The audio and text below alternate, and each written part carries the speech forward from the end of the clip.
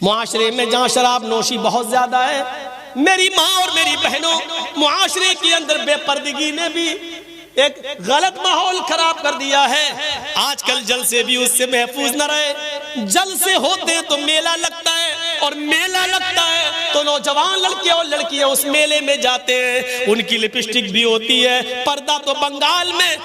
دکھائی نہیں دیتا ہے۔ میرے بھائیوں، جہاں تالاب کے اندر ایک طرف لڑکے اور دوسری طرف لڑکیاں نہاتی ہوئی نظر آتی ہوں، وہاں سے کون سی امیدیں لگائی جا سکتی ہیں؟ غور کرو میرے پیارے ساتھیوں، جو پردے کے بارے میں کبھی حضرت فاطمہ رضی اللہ تعالیٰ عنہ کو یاد کرو، جب ان کی موت کا انتقال کا وقت آیا تو انہوں نے اپنے شوہر سے کہا، اے علی میری انتقال کا وقت قریب ہے، مجھے نہیں لگتا کہ میں بچوں گی۔ فرمایا علی نے ایسا کیوں کہہ رہی ہو؟ اے علی میری ایک وصیت ہے، اس کو نوٹ کر لینا۔ حضرت علی نے کہا، تم میری بیوی نہیں، تم میری وائف ہی نہیں، محمد رسول اللہ کی بیٹی ہو، بتاؤ تمہاری کیا وصیت ہے، میں اس کو ضرور پورا کروں گا۔ کہنے لگی فاطمہ، اے علی جب میرا انتقال ہو جائے، جب میں اس دنیا سے رخصت ہو جاؤں، جب میں اس دنیا سے چلی جاؤں، تو میرے جنازے کو، میری لاش کو کفن سے ڈھانک دینا۔ سفید رنگ کا کفن جب میری لاش پر چڑھاؤ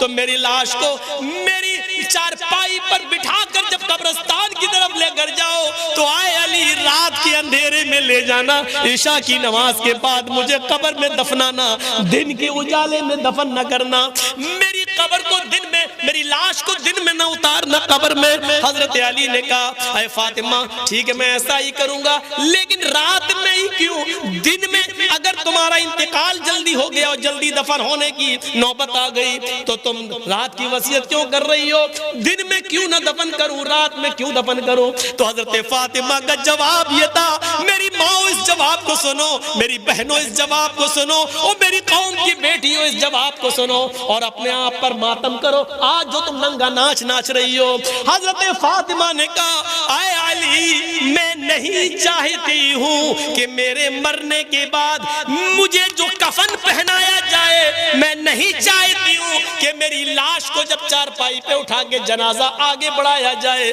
تو میں نہیں چاہتی ہوں کہ غیر مردوں کی نظر میرے مردہ جسم پر پڑے ہوئے کفن پر بھی پڑے۔ چہرہ تو دور، میں نہیں چاہتی کہ میرے مردہ جسم پر پڑے ہوئے کفن پر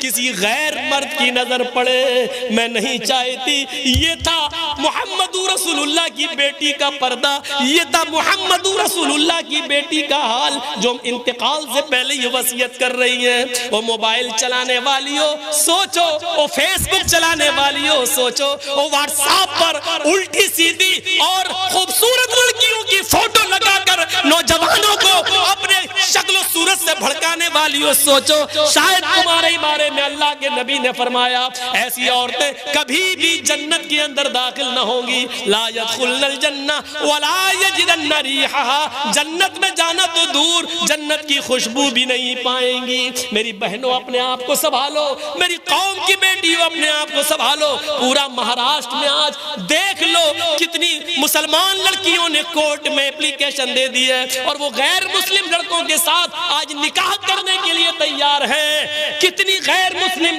کتنی مسلمان لڑکیوں نے غیر مسلموں کے ساتھ نکاح کرنے کے لیے اپلیکیشن دے دی اور کہہ دیا میں چاہتی ہوں کہ میری شادی ان کے ساتھ ہو، میرے باپ اور میرے بھائی مجھے روکنا چاہیں گے لیکن میں بالغ ہوں، میں اسی غیر مسلم کے ساتھ اپنی مرضی سے نکاح کرنے کے لیے تیار ہوں۔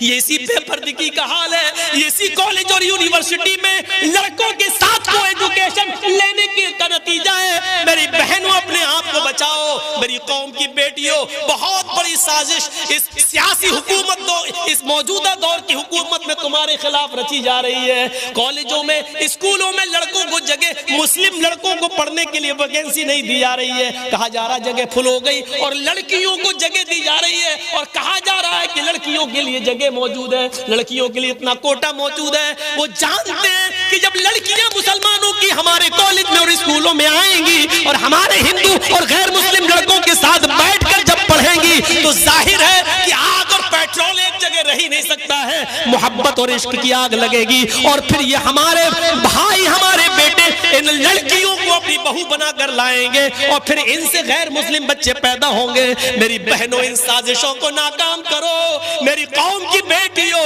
ان کے منصوبوں پر پانی پھیرو، محمد رسول اللہ کی شریعت پر آنچ نہ آنے دو، محمد رسول اللہ کی شریعت کو بچاؤ، آج کے اس دور میں بچاؤ۔ اگر اسلام کے اندر ہاتھ جوڑنا جائز ہوتا تو میری قوم کی بیٹیوں میں تمہارے ہاتھ جوڑ لیتا، اگر اسلام کے اندر بھیک مانگنا جائز ہوتا تو میں اپنا دامن پھیلا کر تم سے بھیک مانگ لیتا۔ میری قوم کی بیٹیوں میرے دامن میں اتنی بھیک ڈال دو کہ تم اپنے آپ کو پردے میں رکھو، اپنے آپ کو فیس بک اور واٹس ایپ اور میسنجر سے بچا لو اور اسلام کی خدمت کرو، حضرت فاطمہ جیسا پردہ کرو، اور اتنا نہ کرو تو کم سے کم موجودہ معاشرے میں ایسا تو کرو کہ تمہارے ماں باپ کی اور بھائیوں کی عزت ان کی چھلی چھلی نہ ہو، ان کو شرمندگی محسوس نہ ہو، معاشرے کو شرمندگی محسوس نہ ہو، اتنا تو کم سے کم کریے۔ 10:30 سے 12:30 ہو چکے ہیں، 2 گھنٹے کافی ہے، مجھے ابھی کلکتہ نکلنا ہے، میری کل کلکتہ سے لکھنؤ کے لیے فلائٹ بھی ہے، جانا بھی ہے۔ میرے بھائیوں دعاؤں میں یاد رکھیے گا، زندگی رہی تو پھر کبھی آپ سے ملاقات ہوگی۔ ہم اللہ سے دعا کرتے ہیں اللہ ہمیں شرک سے بچا لے،